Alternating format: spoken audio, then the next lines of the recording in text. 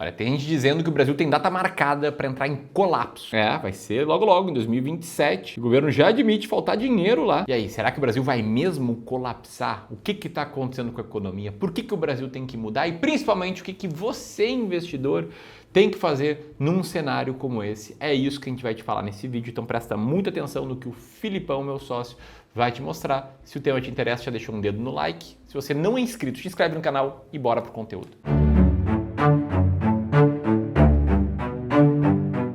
Vamos lá e vamos dar uma olhada no cenário que a gente tem, porque isso já saiu em vários lugares. Colapso, o governo admite falta de dinheiro, recessão à vista, o próprio governo PT admite colapso nas contas públicas. E até a Veja Negócios aqui que publicou, o apagão já começou, os cortes expõem o risco real de colapso da máquina estatal brasileira. Então tem alguma preocupação grande acontecendo aqui. A palavra colapso ela é forte, mas ela se encaixa muito bem no cenário que a gente está vivendo agora. Vamos analisar juntos o que é que está acontecendo por trás dessa história toda. Tudo começa com uma história que a gente já vem falando bastante aqui no canal. As contas públicas do Brasil, elas vêm operando em déficit já há algum tempo. Se a gente olhar para esse gráfico aqui, desenvolvido lá pelo time da Genial, essa linha azul mais clara, ela mostra pra gente o déficit ou superávit primário do Brasil. E todas as vezes que a linha ficou para baixo desse pontilhado preto aqui, isso quer dizer que o Brasil naquele período gastou mais do que arrecadou. Simples quanto isso. A gente vê que o pico do gasto aconteceu justamente na crise de 2020 e se recuperou rapidamente, voltando para superávit ali ainda em 2022. Até que de 2023 para frente e até agora a gente não conseguiu voltar para o positivo nas contas públicas. E aí pensa comigo, vamos fazer um paralelo que não é tão distante assim não. Imagina você na sua casa, seu orçamento doméstico. Você ganha lá seus 15, 20 mil reais por mês. Ora, o que é que vai acontecer com a tua família se você ganha 20 mil reais, mas você está gastando 40, 50 todos os meses e você repete isso aqui por mais ou menos esse tempo aqui, ó. 1 ano e meio de gastos acima do seu orçamento. Pensa comigo, o que é que poderia acontecer? Ora, você viveria um efeito em cascata. Porque afinal de contas, para você completar o 20 que você ganha para chegar nos 50 que você gasta, você precisa pedir dinheiro de algum lugar. Na grande maioria das vezes, você vai fazer dívidas. E como o seu gasto continua mês após mês sendo maior do que a sua arrecadação, a tua quantidade de dívidas vai se acumulando. E é justamente em partes por isso que a gente vê essa linha cinza aqui de baixo do déficit nominal do Brasil também aumentando no ritmo acelerado. Afinal de contas, a diferença entre o déficit nominal do primário é que o nominal considera os juros da dívida nessa conta também. E os juros da dívida, por sua vez, aumentaram pra caramba de 2020 até aqui. Então a gente tem uma conjuntura que ela é muito ruim. O governo segue em déficit, inclusive no dado mais recente que a gente tem,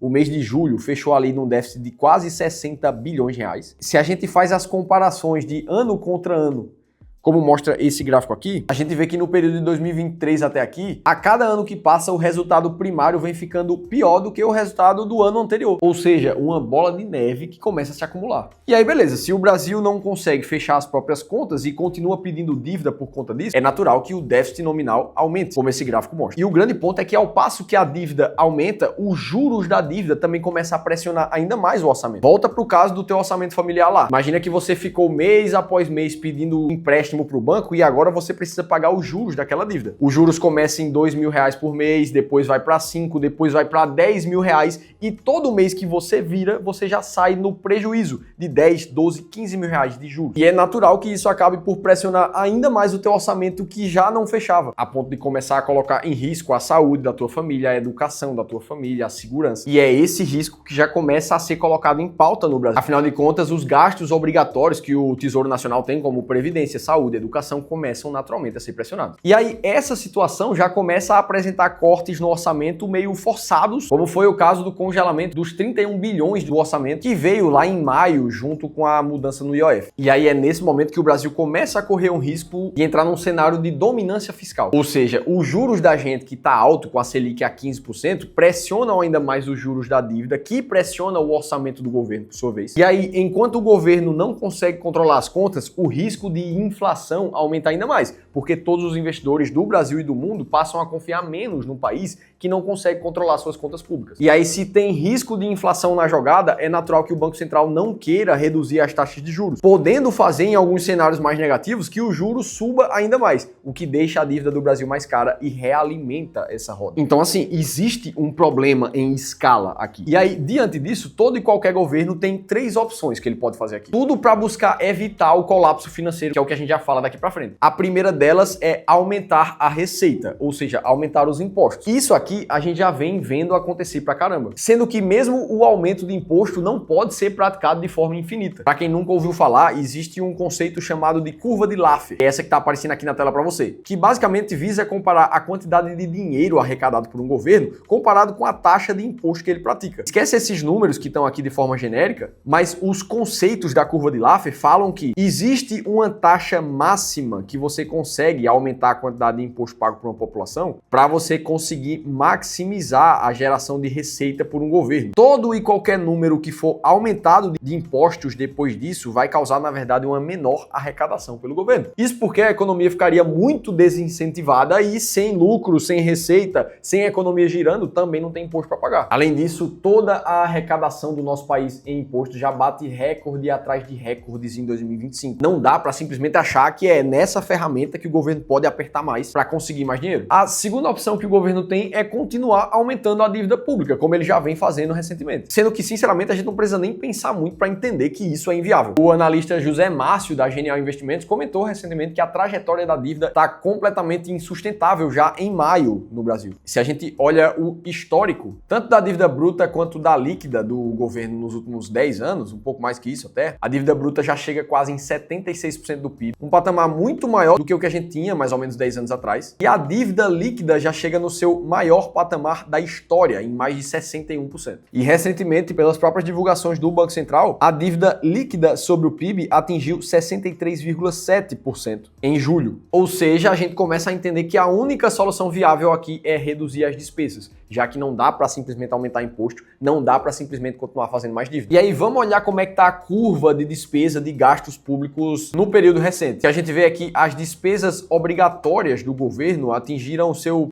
patamar recorde desde o pico ali da pandemia, e as despesas discricionárias, que são as não obrigatórias, atingiram um patamar mais alto desde fevereiro de 2021, também perdendo somente para o pico da pandemia. Lembrando que todos esses dados aqui já são corrigidos pela inflação. Então a gente só teve patamares de gastos como esses lá no pré-ano de 2016, onde o Brasil também viveu uma crise fiscal muito forte. Então assim, até agora a gente não vê esse cenário acontecendo. E fica claro que daqui para frente o que precisa ser feito para corrigir isso tudo são reformas estruturais, como foi inclusive a da Previdência alguns anos atrás, que aconteceu na sua primeira versão em 2019, mas em 2025 o assunto já volta para a pauta. Todo mundo sabe, por fazer conta, que não dá para simplesmente carregar a estrutura tributária que a gente tem por mais 10, 15, 20 anos. Beleza, a gente começa a entender aqui que o panorama é uma coisa ligando a outra, para fazer com que muita gente diga que o colapso pode acontecer em 2027. Agora fica a pergunta, por que em 2027?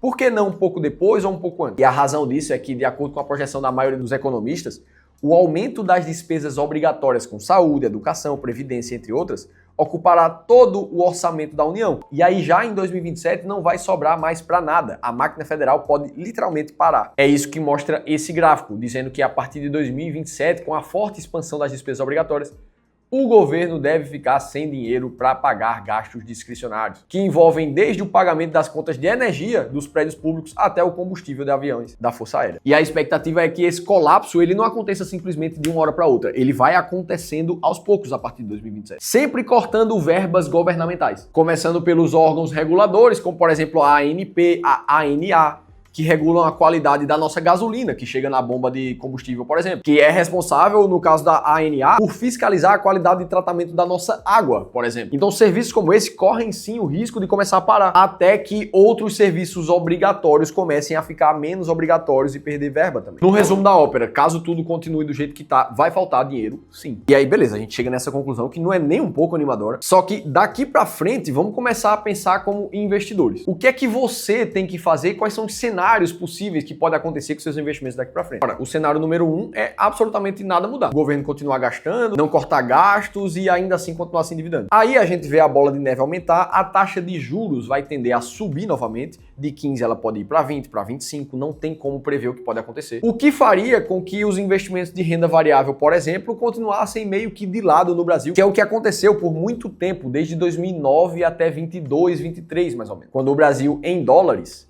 passou muito tempo com a bolsa de lado. Então esse seria um cenário mais pessimista, mas também existe um cenário um pouco mais realista, puxando pro otimismo. Alguma coisa pode mudar. E aqui eu tô falando que alguma coisa pode mudar. Não dá pra gente ter uma esperança falsa e achar que simplesmente o Brasil vai virar uma Suíça daqui pra frente, porque não vai. Mas o governo pode se mexer. Reformas estruturais em algum momento podem ter tanta pressão que passem uma postura diferente em relação aos gastos, uma desvinculação das despesas obrigatórias do salário mínimo, por exemplo, um pouco mais de zelo com a nossa política fiscal. Aí, nesse cenário, como as expectativas no mercado já não são muito boas para o Brasil, se a gente vê alguma coisa começar a, de fato, melhorar na prática, aí, nesse caso, a gente pode começar a enxergar um ciclo positivo para os investimentos, onde a Selic teria mais espaço para cair, de 15 para 12, para 10, para 8. E num cenário como esse, a renda variável tende a se valorizar de forma mais firme. Isso já aconteceu outras vezes no passado, não precisa nem a gente voltar muito no tempo para perceber que quando a taxa Selic ela cai forte, como aconteceu de 2016 até 2020,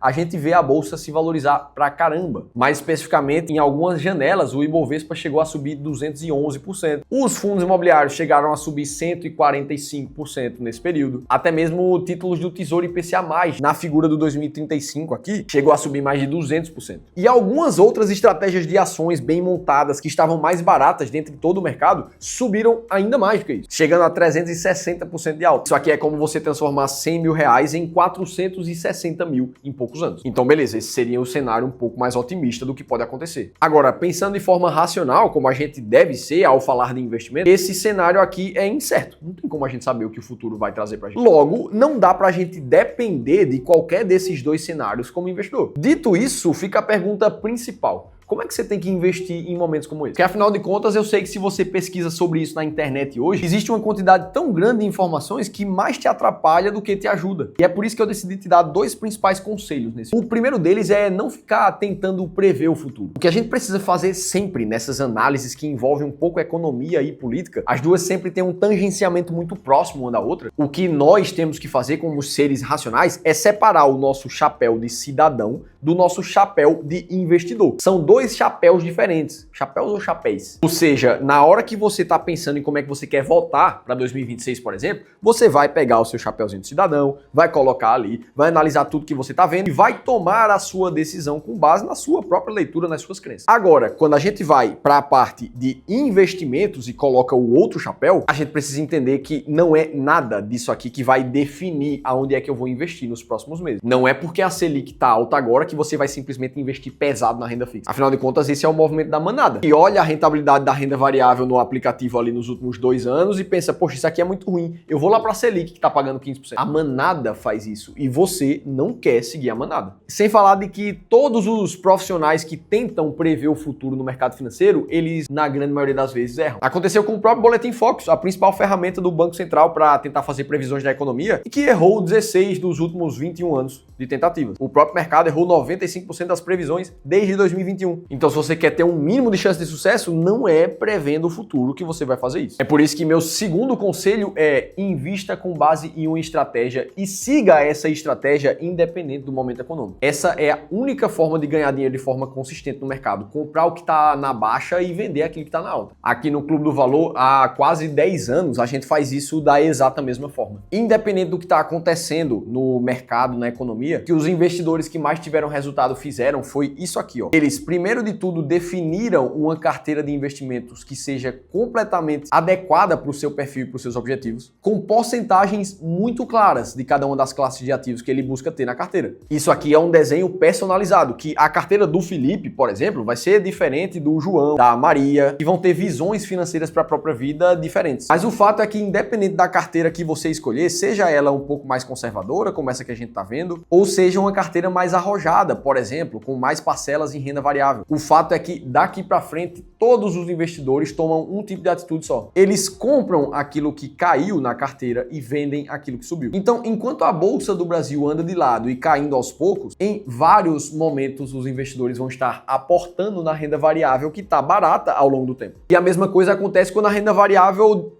por acaso começar a subir muito forte. A hora, na verdade, não é de comprar mais bolsa se o cara já tem a quantidade de bolsa que ele queria. A hora é de segurar e comprar outros ativos que ficaram mais baratos na sua carteira no mesmo processo. É assim o único jeito que você consegue fugir do movimento de manada.